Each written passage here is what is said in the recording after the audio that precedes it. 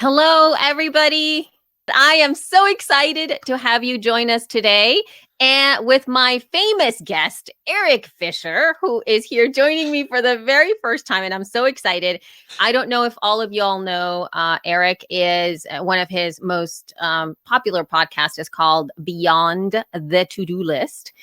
He is also the director of social media education at Agorapulse, which I think really qualifies him to have this conversation that we're having today, which is all about social media best practices for podcasters. So it's going to be a wonderful, wonderful conversation. Welcome, Erik Fisher. Awesome. Thank you, Elsie. It's so good to see you, and it's so great to be here. I am honored. Thank you for having me. Right away, Erik, if you're ready, with one of the biggest questions that I think that most folks really need to get an idea around, which is what social media can and cannot do to grow your audience. Yeah, and those are, that statement is key because you want to set up realistic expectations when it comes to social media. Elsie, you and I have been around for a long time on social media, especially back in the early days of podcasting, when back then there was a little more signal compared to noise. It's gotten a lot noisier over the past 10 plus years that everybody's been podcasting. And the key here is you now just can't pump links out over and over and over. I mean, there were the days where people would literally tweet every 2 to 3 minutes with something else just to stay top of the feed. And those days are gone. You cannot do that because people will tune you out and bury you.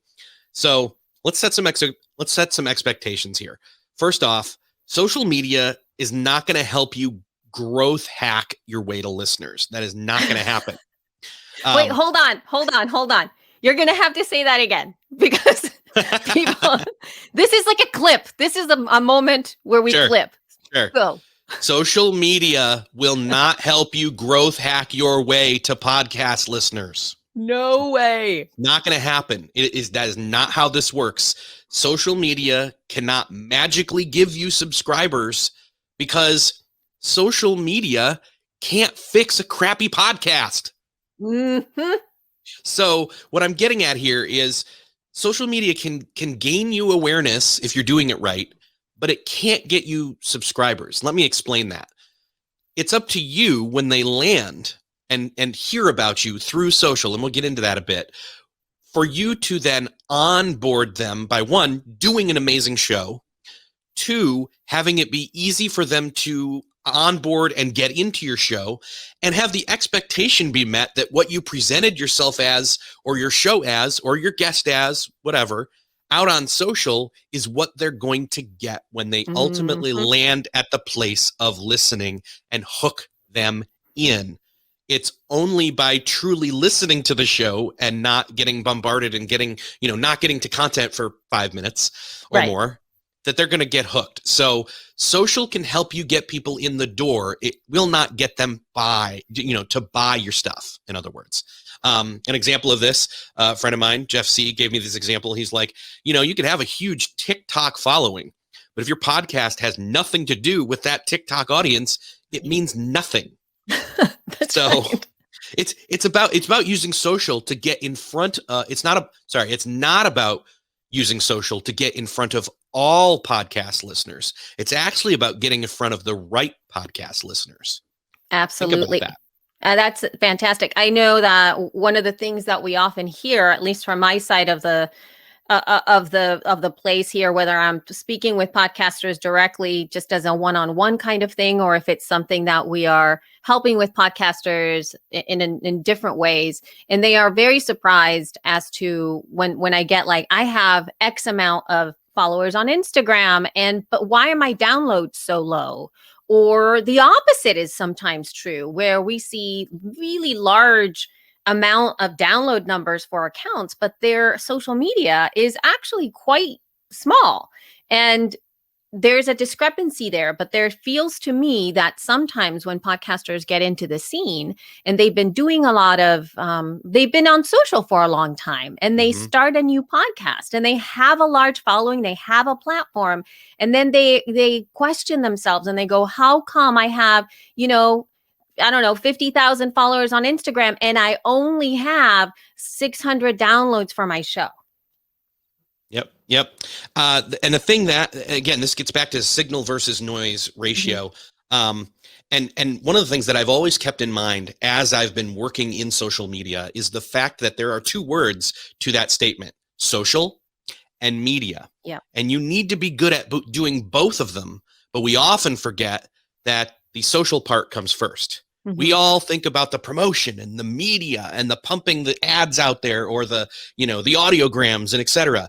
When the biggest benefit, I put this out on social earlier last week, or at some point here recently, I said, the biggest benefit I've received from social media is, and then every single person filled that blank in some variety of community, relationships, partnerships, networking, friends and family and connections and groups and common interests. It was all about the social side of it, the connection. It had nothing to do with, oh, I'm on social because I get to see funny cat videos. That's not it. Like, it wasn't entertainment, it was connection.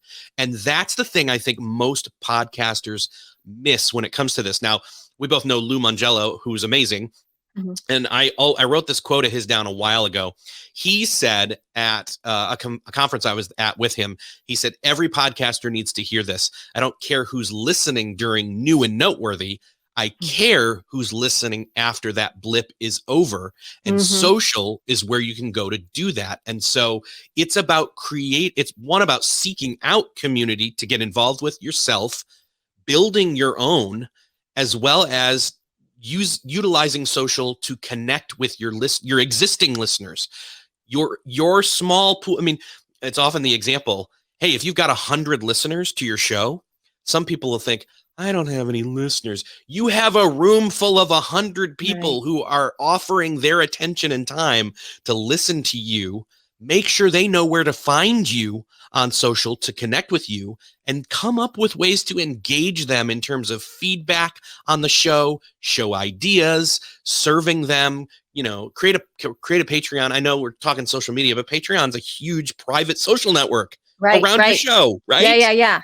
So no, yep, absolutely. I think that, one of the things that you mentioned right now in terms of going back to that first question. So what can and cannot do to grow your audience? And the one thing that we said that it cannot do is that it cannot just magically create your listeners. It cannot magically convert into all of the listeners all the time. And some of the things that I heard you say right now is one of the things that it can do is it can build community. It can build relationships. It can get you into the right place. People will know who you are. And that is just a knowledge, right? Something that my co-host, she podcast, Jessica, often mentions is that one of the first ways in which you can get those listeners is through their eyes, because in social media, most of the time you're not really listening, you're looking at stuff. And part of it is that you have to think about what calls visually and attention to somebody, whether or not they read something you posted or whether they see an image.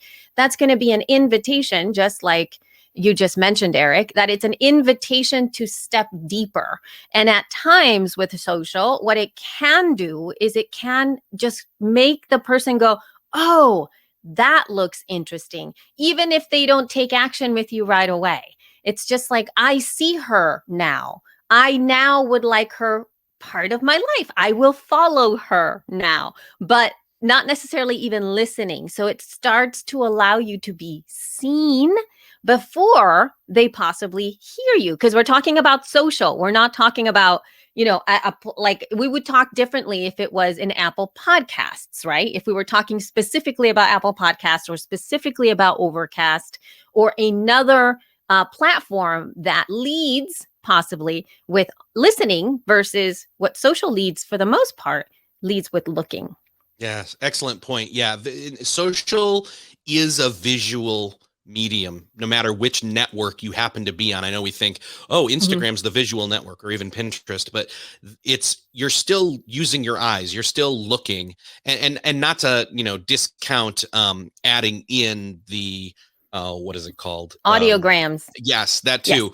But those are videos. Those are actually Yeah, those are videos, videos. really. So there's really no native way to do audio on any of the social platforms, although we're seeing everybody try right now. We'll Oh my get to gosh, that yeah. at some point in the future, sure. But yeah, and the thing is that one of the other things that social media can't do is um, make your guests share your stuff. I think this is a Oh my key. This is a gosh, key piece. yes. One of the other things that I asked people was, what's the worst ways you've seen people promote their podcast? And it went 2 or 3 different ways. Number one was, I've seen them not promote it at all when I've been a guest on their show. So if they don't promote it at all, why am I going to promote their show? And then vice versa. It's when they expect you as a guest to promote, when you as a host, Yeah. ask and expect that person to promote them. And the key here is don't expect them to promote it. Instead, wow them with how awesome the show was, how great the conversation was. This goes for when you have guests. Obviously, not all shows have guests, but be gracious, remind them, thank them. Even, you can give them a link, you can even tag them in your own social posts, but don't require or strongly urge them to share it with, pressure. They gave you free content. Be thankful for that. Make it easy. Yes, Yep. Jeff says make it easy, super easy for your guests to share, Yep. but low expectation. But low exactly. It's sort of like, here's a cookie. And sometimes, you either are not eating cookies right there, or you just simply eat it real quick. Yep. Right? I mean, that's really the expectation. It's really about that, instead of bake me a fresh cookie and share it with your family. That's a whole other bit of information, or actually engagement, that you need to require from somebody who's given you so much. Yeah. So, given all of that, do you think now, Erik, that we covered a little bit of what can and cannot do, and then we'll move a little bit onto our next Yeah, I think topic? we've set some realistic expectations here as far as what social media can and can't do for you. Great, great. So now we are going to dive a little bit into how to assess whether your social media strategy is paying off. Yeah. And in all honesty, Erik, I think that this is where most of us drop the ball, because we often think of performing certain things, certain tasks. How many times do I need to insert how many times, right? Or it's more about, should I use an image, or should I use a video, or should I just have a text post? And those are tactical things, but they're not really addressing whether or not it's actually working. And at least for me, it feels like, and please correct me if I'm wrong, that that's your job. Nobody else is going to be answering that question other than you taking the time to look and make amends.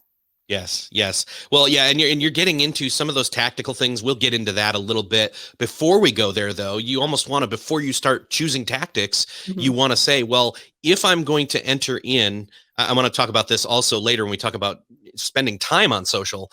Yes. Most podcasters I know, it's not their day job. It's a side thing. And so they struggle, one, in the finding of time to create the show to begin with, let alone then tacking on all this marketing stuff that they've got to do to make sure people know about the show. So trust me, I get it. If you want to enter into promoting your show through social media, you want to know that it's working. And there are different ways of figuring that out and driving the numbers and driving downloads and driving, there's a lot of vanity metrics you could shoot to if you want to, but there's also some organic stuff and some non-quantifiable, but definitely encouraging stuff that you can do as a podcaster. So let me go through some of these really quick. From an analytical standpoint, one of the things that you can do is make sure that you are using UTM tracking parameters. I'm not sure if everybody knows what that is, but basically, if you look at a link and it's got all the gobbledygook on the back end of it, it's going to show that that link drove that person to that, not that person, but you can, in other words, you can measure how much traffic you're getting from where and when and what network and all of that. When I worked at Social Media Examiner, we had a huge spreadsheet with all of this stuff. We knew which network brought in how much traffic based on which article, which podcast, which everything. And we knew week over week what was performing well. Now, that's going to take some time to set up, but if you set it up, it can be a Google Sheet that just literally drop in the new URL for a new episode, and then it populates the add-on UTM parameters for that, and you just copy and paste those into your scheduling and all that kind of stuff. So that's one, might take a little bit of work, but it is definitely measuring and monitoring that. Another is using link clicks to see, okay, which things are getting more link clicks. You can do that in conjunction with UTM parameters. However, link clicks can be something completely different. Getting into the organic stuff a little bit, ratings and reviews. I know we don't always have to ask for them. There's the, people have kind of over time gotten out of asking for them because they, quote, don't do anything for the algorithm, as if that's the only thing that matters either, which it's not. But getting ratings and reviews, and especially joining up with services like Daniel J. Lewis has and others, where when you get a new rating, when you get a new review, you get an email and you've got that email. Oh, those emails are precious, especially when they're good ratings or good reviews. The bad ones delete, but the good ones have an archive of those and see maybe a frequency of those come in more often. That is that social proof, especially on the private, lurker versions of social media, that you don't get, because there's so many people who will never click, who will see your stuff and will never comment, never like, but they might click and check it out. Yep. And they might find you. And that's why I want to say you got to open up those personal channels. Make sure people know where to connect with you and find you. Making sure that, again, I referenced Patreon earlier, having a Patreon option, even a low cost one, or as free as it can be option, where people feel like they've got a VIP access to you, and monitor how many people come in there. And then when you ask a question to those people, like a poll, hey, what episode should I do next? What topic is up next? Some of the Patreons that I'm in have After Dark episodes, and they say, hey, what should we cover next week? And then I love throwing my hat in the ring. It's like, hey, I'd love to hear this question answered. It's that kind of stuff. If you're recording your podcast via live video, like Jeff C., my friend here, does, seeing that you're getting more viewers week over week or show over show showing up, and doing some of that back end measurement there as well. There's a lot of different ways that, and again, I go back to you as a podcaster, and I'll say this to anybody who's new or who's been around a while. Some of the things that have kept me going as a podcaster have been those private emails, making a way where you've got it funneled away in one place, where it's like, hey, if you have feedback for the show, I thank you for listening. Shoot it here. I answer every email, and they come and they write you up like you don't always get the greatest emails, but if you get some good ones, man, those are so in other words, there is metrics you can lean into, but there are also, like, again, going back to the human connection. So you can see it's kind of breaking up into measuring the media, and then, without being robotic about it, measuring the relationships. Yeah. When it comes to how to tell if your strategy is paying off. Absolutely. Like all of those things, I feel you can listen to all of these different things and see how you can understand how to measure things like that. And there are tactical ways in which you can then start to add it. Like you heard about the UTM parameters. Usually the best way to be able to keep that, because it's based on URLs, is something like a spreadsheet. So you are going to, that's possibly the best thing that you can do. I mean, you could keep it all in one like note file, I guess. That would be a little unwieldy, but that requires you setting something up within a spreadsheet.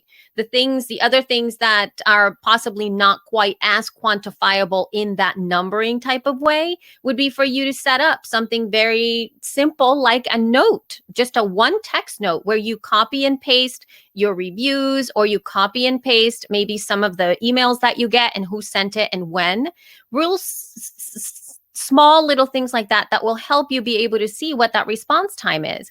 Another thing that I think is really helpful too is whenever you see people engage in those conversations that Erik was talking about, if you ask a poll or if you ask, I don't know, a question on Instagram or even on social, note which ones of those questions are the ones that got the largest amount of engagement, and then see if you can then replicate some of those same results that are based in exactly what you want to achieve with your show. So there are some questions that are really helpful to get engagement, but have nothing to do with your show. And so, Yeah. I mean, those are great to play with once in a while. I often use things like something that people all the time respond to, particularly just for in my personal Elsie audience, is if I ask something like, which dress do you like the most? This yellow one or this pink one? And I will get all kinds of engagement with that post. But ultimately, does that get people to listen to my show? Not really, but I do get a chance to get to know people. So that's an opportunity to grow it in a different way, but it's not necessarily leading directly to the growth of my show.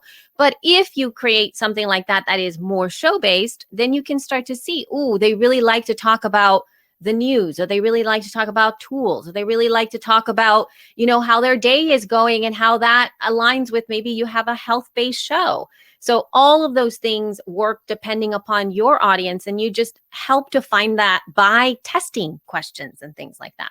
And this is one of the ways that you hook even more people in as they're already a listener, or if they enter in as a listener, knowing some unique, quirky thing about you, like which dress color is best for you, Right. etc.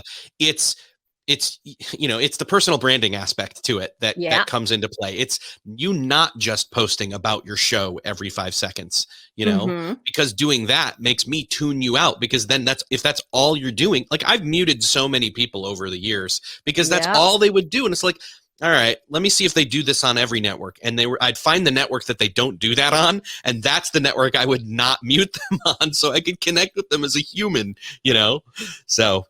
Absolutely. Yeah. Those are all so fantastic. So I know I didn't ask this before, but Erik, do you have any specific tools? Because I know that you use a lot of different tools, like maybe some pieces of software that you like to see some of that measurement, or maybe there's an app that you use to be able to quantify a little bit more of how to keep that for yourself. Sure. Yeah. Well, and obviously one of the best tools out there as far as social media management as well as measurement goes is Agorapulse. Right.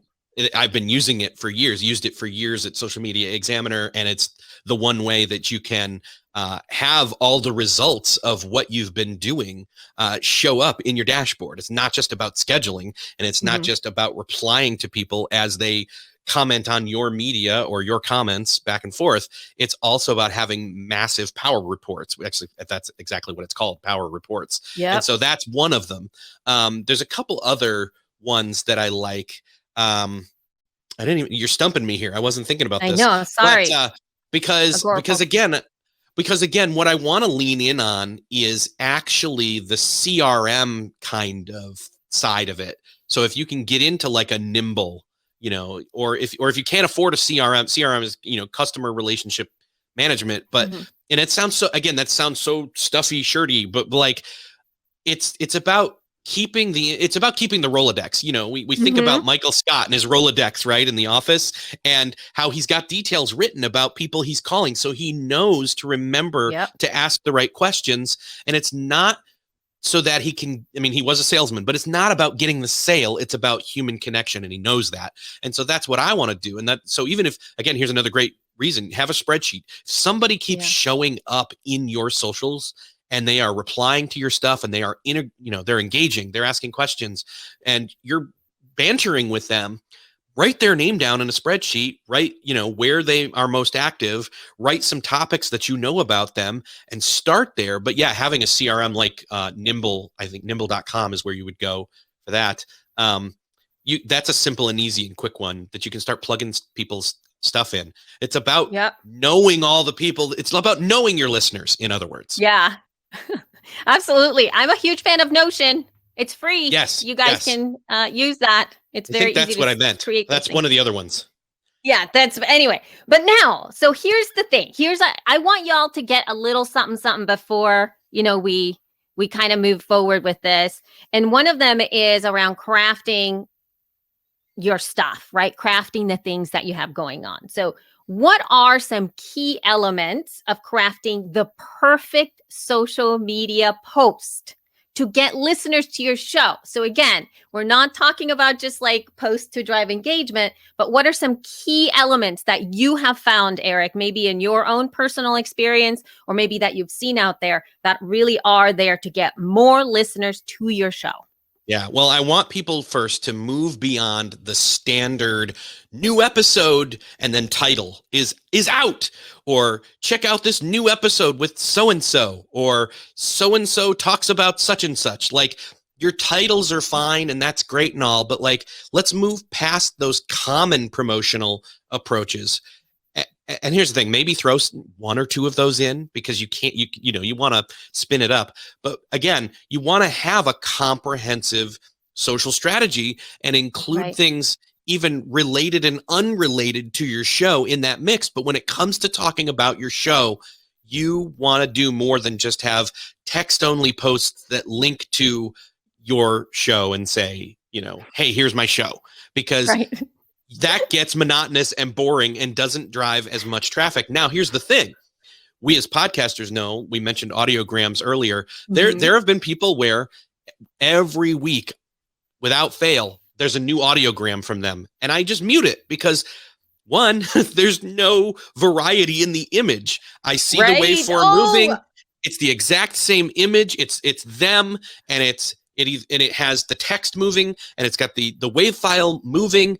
And I just scroll past it because I'm like, you've given me no variety. And so what I'm saying is, you want to have different posts for different platforms, but you also want to have different posts for the same platform. So mix it up. There's a mix of variables here. We talked about it being a visual medium, social media being a visual medium. Even looking at text is visual. So let's start with that. Text. What you want to do with text is you want to clearly express some info about the episode. You want to pique their interest. You want to cause maybe a surprise, or have it be a pull quote from somebody saying something that you're like, I can't believe they just said that on that show, kind of a thing. And use that either as just a plain text post with a link to it, and maybe tag the person in it as their quote, or pull that into an image, like a square quote graphic image, as well as then you can do an audiogram version of that. However, if I do that with that one quote with 3 different things, like, again, I'm falling back into, it's just the same monotonous stuff. So you want to break it up. You want to do text quotes. You want to do image quotes. You want to do audiograms. There's no native way to do audio on any of these platforms. Again, although there was, let me give you this Twitter tip. I just thought of this the other day. So you know how Twitter can do voice posts? Yeah. So what you do is you queue up that clip on your podcast and have your phone close and open Twitter, hit that audio thing, and then hit the record button, and then hit play on that clip you want. And then it's your face, and it's a quick, easy way, and it comes up as you saying something. So it's almost a quick, easy way to do that. But ultimately, you want to do a variety of things. And in other words, you want to, when it comes to, I would say, if you're doing images or doing video, stick with square, stick with vertical, because most networks, all the networks, play great with square. Square, if you're on Facebook and you're scrolling, because most people are on mobile, or if they're not, doesn't matter. That square is going to show up. Think about this. You've got the widescreen, and then you've got the square that's like that much taller. Right. And then that square works on Instagram, and that square works everywhere. Vertical, then you use for your stories. So square video, vertical video, text, images, links, video. But again, you want to, pique their interest. You want to evoke an emotion. So in other words, so I just had, I could, here's an example. I'll use my show as an example. Last week, I posted a show that's about getting getting things done if you're depressed. Right. Huge topic. Yeah. Now that alone, that title alone could draw people in. Yeah. But what if I spin it and tap into that emotional response of, do you struggle with getting things done when you're feeling depressed? Such and so, and then spin it from there and try and hook people in that way. In other words, don't just go with the first idea, dig a layer or two deeper to get people more into it. The other option here is maybe don't promote every episode. Maybe oh my promote, gosh. maybe, I mean, again, it goes back to produce a great show every time, but maybe only promote the best episodes. Consider it. I know. Yep, it is. What's really interesting to me is I've always wanted to do this, and maybe we can at some point. I'm not sure how I would like to do this because I'm never a fan of, in any way, shape, or form, making anybody feel uncomfortable or bad or ashamed of themselves. But there are times, here at every Friday, we do promote the tar out of yours, or promote yourself Fridays, right? So we have this Friday thing that everybody loves to share their episodes. And I read the majority of them, not all of them, the majority of them whenever I have a chance, and I sit down and I kind of scroll really fast on a lot of them. And there's been many shows that I've posted that I actually move into and listen to them because they do a lot of what you're talking about, Erik. They really appeal to me, Elsie. I'm not thinking about it from the perspective of like marketing. I'm thinking, oh, wow, what a neat sounding show. That's really curious to me. Those are the ones that really call me when they're that specific. And sometimes something as simple as, like you were talking about, getting things done when you're depressed would really appeal to me because I think we've all gone through something like that. That said, though, there are other times when I see that promote, stuff, and then folks will post a link. And that's it. Yeah. And so I wonder, I honestly am curious. Is that something that really works? Because I usually go, what does that even mean? And then what sucks is that there are times when you kind of look at the link and go, I wonder why they just posted the link. Let me click through. And usually I'm very, very disappointed. The only way I could see just the link working. Yeah, just the link. The only way I see that working is, and see, then you're erasing all the extra metadata that comes along with, it being a Twitter post or especially a Facebook post, and the way we know they scrape the stuff that's the text in the post to kind of feed it up to the right people. You're selling yourself short there. The only way I can see that maybe being favorable is if you've got a great image that populates based on dropping that link in, as well as a great title underneath, all the metadata, in other words, the visual that then populates. But I wouldn't go that route. I would still make sure to drop in metadata of actual text, Right. And so just to clarify what Erik said, for those of you, that might be listening and don't really quite understand some of that stuff too, is that, whenever you're sharing things on social, a lot of the social engines index what's inside of each one of your posts. So there actually have been times when I have been searching for a specific topic on Google, right? I'm doing my search, and then all of a sudden a tweet comes up that addresses my question. So I will go to that tweet, or I will go to that Facebook post if it's on a public page, and follow through and find out stuff.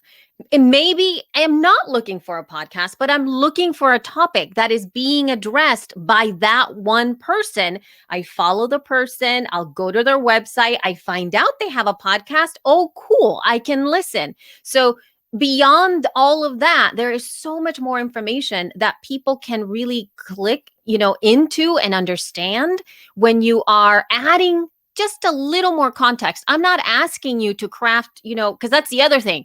When people write all the words and you're just like, give me, what do you want me to do here? Or or there's nothing written, where it's just, here's my latest episode.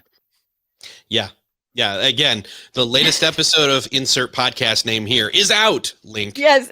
No, come on. Come on, a little bit more. And mind you, and again, Eric, and we're talking here, like that would really work for something like, I have a private Facebook group called She Podcast.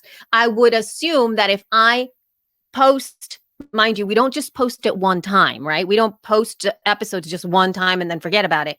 If we go into that group and say, the latest episode of She Podcast is out, here it is, right? And it has corresponding metadata, maybe an image that goes along with it. I feel that that's perfectly fine. There's people who are going to look at it and go, oh, good, the episode is out. That's fine. But that's going to be talking to the people who are already subscribers. Yeah. And that's great. That's fine. Yeah. But in addition to that, we also layer the other aspects of it. So it also depends on where you're posting these things. So we're saying that it's not okay for you to use that, but there is a time and a place for you to do that. Yep. So, yeah. All right. Here we go. Are you ready to move on to our last little topic here? Yes. This is a wonderful one. What is your top tip for using your time effectively on social media to get the results that you want? So this is where it overlaps into my whole productivity brain thing. And again, like I said earlier, most podcasters that I know are not full-time podcasters. They're doing it on the side, or maybe it's part of their day job or a business that they work for, or their business if they're lucky, but they've got so much other stuff to do. It's still basically side hustle type stuff for the most part. Most are doing it on the side, which means they also then have to promote it on the side, which means that they are less likely to do as much based on limited time. Strategy. You said ooh. I said ooh, yeah, because you got frozen. You went based on. I froze? Oh no, I froze. What did I say? Finish that. So yeah, so lack of time means you've got to have a strategy to be able to jump in, be effective, and jump back out. Because, just like Zoom fatigue is a phrase that we've heard a lot. One of the other phrases that we probably already, maybe weren't, anyway, scroll fatigue is the thing. Scroll fatigue, So in this past year, as we've been using social media to connect, we've been using technology to connect. It's like, oh my gosh. So my first tip is create a strategy. What are you going in there for? Are you going in to create relationships? Are you going in there to mix with your community? Are you going in there to just post on the flip side of the social, if you're going to go towards the media, are you just scheduling the media type stuff? And make sure that you go in, do that thing, and then get out. Set boundaries. If you're not familiar with this book, it's called Indistractable by Nir Eyal, Nireyal, and he talks all about focused social media time. So it's like how they say you shouldn't have your inbox, your email inbox open at all times. You also shouldn't have tabs open on all the social networks at all times either. Set aside a time and say, I'm going to go, whether that's once a week, whether that's once a day, whether that's twice. You can go in 2, 3, 4 times a day. It's okay. If that's what you intended that time to be used for. Exactly. And you know what you're going in there to do, right? So that's that. If I want to say, hey, I'm going to go in and, for example, I'm going to go into Podchaser and I'm going to go and I'm going to comment and like and interact and stuff on there. In that, I consider Podchaser to kind of be a podcast social media network. Yeah. In a way, yeah, absolutely. Right? Yep. So, because here's the thing, if there's anything we've learned over the past few months or more, is that our bodies are not meant to be in a constant state of stress, and that we shouldn't be working all the time. And yet that's what it feels like. And so if we can just slow down and set aside specific time to go through that Facebook group or that Patreon that we've created, or to go out and curate content to share from our friends. Imagine that, sharing other people's stuff, not just our own, setting aside and saying, these are the key things I think are going to be the best drivers for not only the social side of social media, but the media side. Maybe it's, I need to sit down and create stuff, and then I need to bring that all in and like batch schedule it in my tool of choice, right? But it's about having that segmented and intentional time blocked out, and then have an alarm or something to say, oh, you're done. You didn't get it done in time. Come back and do it the next round. I love that. I think a lot of us, particularly those of us that work in social, find this sort of balance really challenging at times. Meek, in terms of managing a community, and especially the majority of it and many parts of it being online, it's a very hard line to draw. I can say that I'm failing most of the We all time. raise our hands. Because there are many times that it happens. But if I were to share with you as a podcaster that is not particularly managing this as like your actual day-to-day job, where you're doing these things all the time, that what Erik just said, to make sure that you set those boundaries, is gold for you to understand. Because anytime that you're on social and all of a sudden you're gone down the rabbit hole of doing not what you showed up for, it's time that you're not working on your show. It's time that you're essentially saying to the ether, listen to my podcast, and nobody's there. So you have to be incredibly focused when it comes to that. And one thing that's really unfortunate is that the majority of the social media places have made it so that you do get that dopamine hit every single time that you put something up.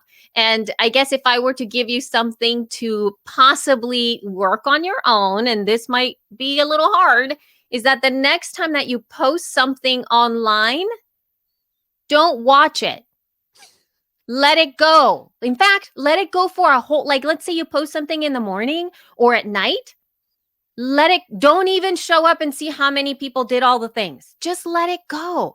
Go about your business and take on something else that's really great for your show. And then you'll see that there's all of this time that's spent essentially wasting your time looking and scrolling and waiting for more likes and retweets and look at who did that and oh my gosh, and I have to like all this stuff. You can do that in a different time.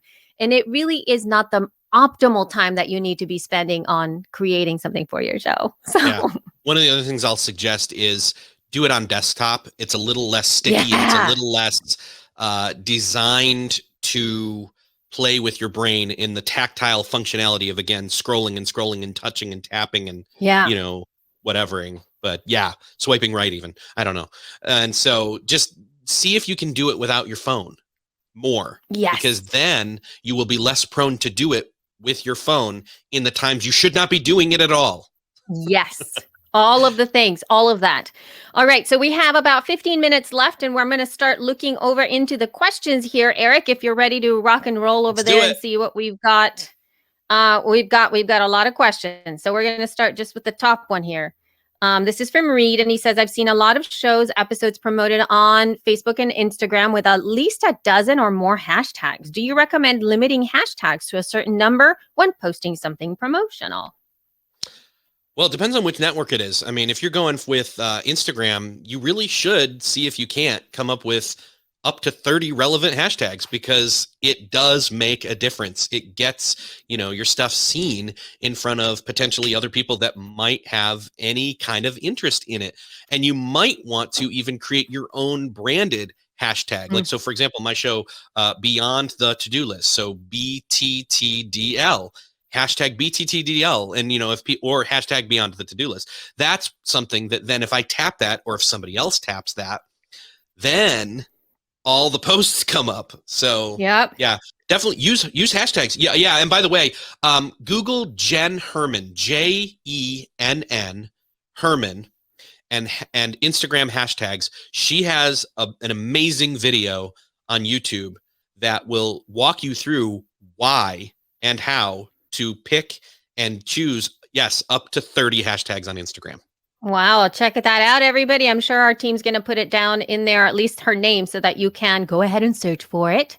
But moving on to a different, this question comes up a lot. So services like Hootsuite can be prohibitively expensive for some productions.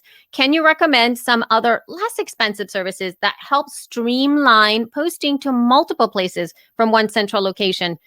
Managing tags and Smartly, for example. If not, how do you manage your workflow when posting to multiple locations? And that is from Elio. Great question. Well, so disclaimer, Agorapulse is who I'm representing here, But I would say, here's the thing. Agorapulse actually has a free plan now that you can literally just go check it out. It's a free plan. You don't have to pay anything. You can try it out and test it out. And they also have free trials too, so you can also test that out. But Hootsuite's price, by the way, if nobody's heard, Hootsuite jacked their major jacked, like 500% jacked their pricing up. Even on plans that were like $9 a month are now like going to be $50 a month. So whoa, definitely not Hootsuite, but wow, check out Agorapulse for that. I mean, that's seriously, that's what I would try. In terms of multiple networks. We love to have Agorapulse for sure. I've used in the past Buffer. That was like one of the places that I liked to use for a long time. They had a free tier there. There are some ways that you can do some scheduling, like even if you're heavily into Facebook, sometimes they have a lot of those tools already pre-built inside of the specific platforms that you can look for. There are some plugins that you can use if you're using something like WordPress that can actually manage a lot of these things. And again, they start at sometimes they have the free stuff. Now, you always are paying in some way, shape, or form. And so what I'm saying to you is if you happen to have, if you want to add all of your social media, like 10 of your accounts or whatever, or 5 of your accounts, your personal, your podcast and all that stuff, most of the time you're going to have to pay. So it's really based on accounts that you're hooking up. And a lot of them just make it sure like it's just like one account and you can only use it for posting 2 posts. I'm just coming up with stuff. I'm not sure exactly what the parameters are. And so you can start the process of that and then see if it's valuable enough for you, because the value again is sometimes based on how much time you're spending or saving to be able to do all these things in a lot of places. Now, when it comes to Libsyn though, even if you just do one, you post it out, you hook up Facebook, YouTube, Twitter, LinkedIn, and you have that hooked up, then you have it and it's automatically added into your Libsyn account. Now, I do want you all, oh my gosh, Erik, we have stuff coming out that's going to be so amazing. Oh, man. Libsyn 5. Oh. But I can't reveal what that is right now. And so in the summer, y'all, your heads are going to explode. If you're using Libsyn and Libsyn 5, we are going to be expanding a little bit more some of this cross-posting functionality that you're going to be so excited about. Mind you, it is going to take through the summer in order to do that. So I hope that you all stay excited about that. Yeah. All right. Moving on to Megan asks, is there a particular time of day that is best for posting? That's a great question. There is. So here's the thing. I know that over time, there's been all these different best practices when it comes to this. Mm-hmm. For me, I just think as a consumer, when am I reaching? Again, I said not to reach for your phone, but when am I reaching for my phone and scrolling? Probably first thing in the morning, right? Like it's pretty much right then, like posting in the morning is when I'm going to see that somebody's got something new because that's when I'm looking. So kind of roll into that. Maybe on the weekend also, if I'm passively like bored at a barbecue that I don't want to be at or something. So, bored at a barbecue. How can you be bored at a barbecue? It's more that you're bored that you're stuck at the thing. But anyway. Oh my God, that's hilarious. All right. We have another question. This is a biggie, and it's a big topic. So we'll kind of sort of tap into it. Can you talk about advertising and benefits of what kind of advertising have you found effective for bringing listeners to your podcast? And that is from Joe. Okay.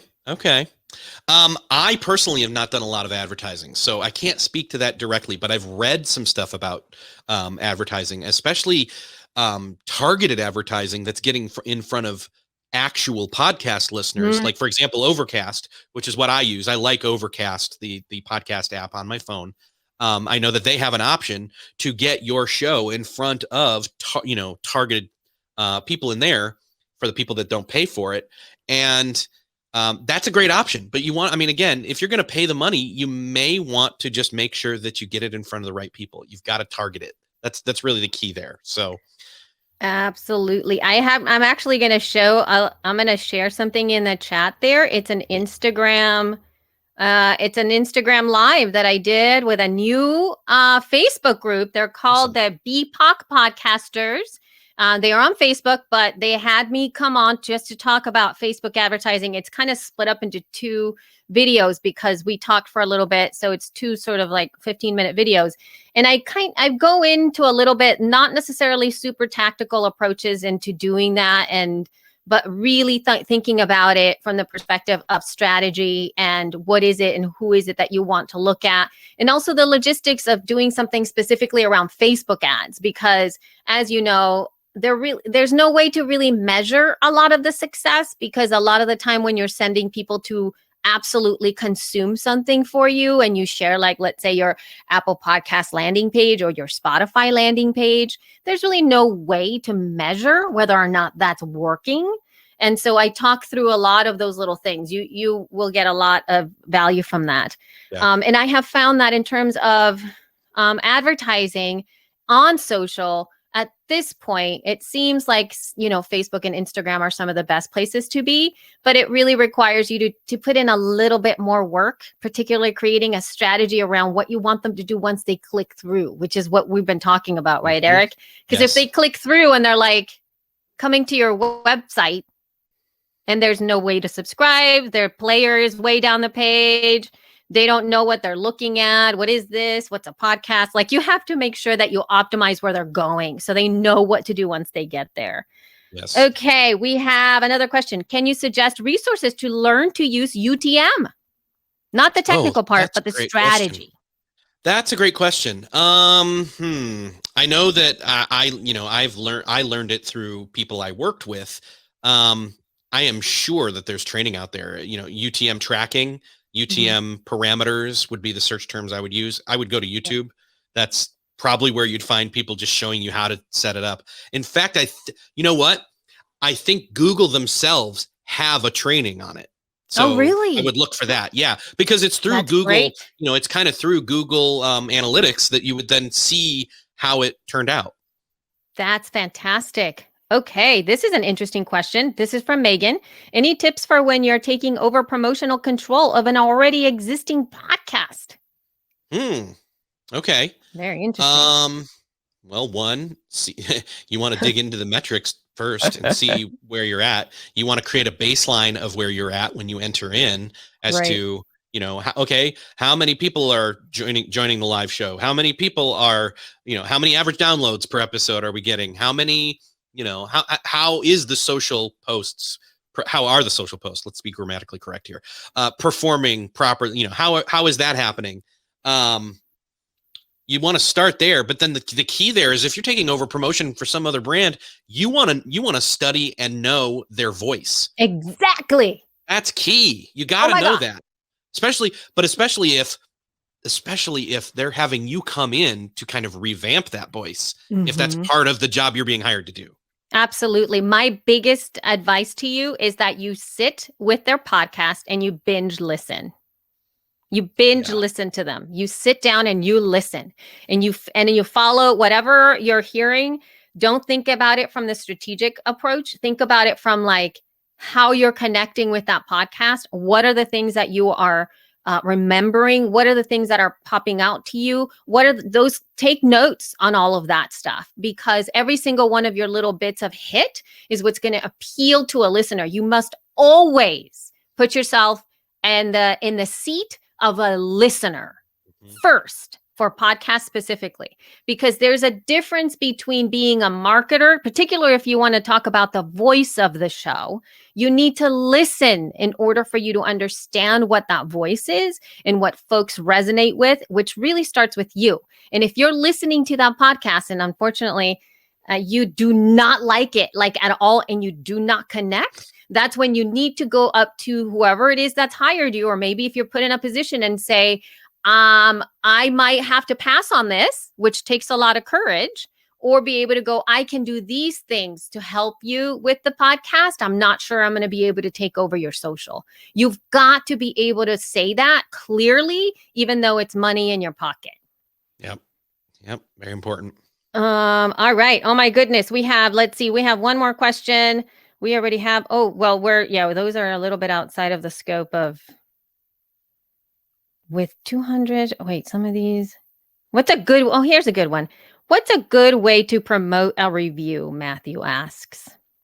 So if somebody's left a review for you, the way I've done that is, so again, I'll get it in my email by, using a system that then sends the new reviews to me. And I will, when it comes in, I'll screenshot it. I'll make it, a landscape, or not a landscape, a vertical clip, and I'll post that over on stories and just say, this is the kind, and then I'll comment and just say, this is the kind of stuff that keeps you going if you're a creator. Right. And then everybody else that's a creator sees that and says, oh, he's so right. Like, I love that. And then they may read it too. And then they'll be like, oh, I'm interested in that podcast. Exactly. So hook the person into where they're interested in, in other words, it's evoke that emotion. Mm-hmm. It's fantastic. Yay. That's it. I think we've done a pretty good job today. Erik, what do you think about that? It's been great. I hope that people can start to get outside the box of what they thought social media was going to do and how they need to do it, and can really start using it to, again, lean a little bit more into that social side of it to see a little bit more results than maybe you've been getting. So absolutely. And check it out. Well, you should tag us and show us your best tweet or your best Facebook page, and then we will retweet it if we like it. No, I'm just kidding. But you can just tag us and say, look at what I did, or share your podcast with us. We might just really love to see it. And it's really wonderful to have communications like that too, because other people might be able to see what you're sharing. And when you implement some of the things that maybe we have talked about today on the show. Erik Fisher, thank you so much for your time today with me here, talking with all our Libsyn podcasters and non-Libsyn podcasters here. We've had such a lovely time. We've had so many incredible folks showing up from all over the world. So, and also Agorapulse is our favorite. Look what I have. I have a little mug. Yay! I have my inbox, this Social Zero from Agorapulse. So I have it right next to me all the time. So check out Agorapulse. Thank you, Erik, so much. And subscribe to Be on the To-Do List, because Erik's show is really good. Really good. Thank you. Okay. It's been my pleasure. Thank you so much for having me. It's been awesome. Much, Erik. And scene. And scene. Here we go.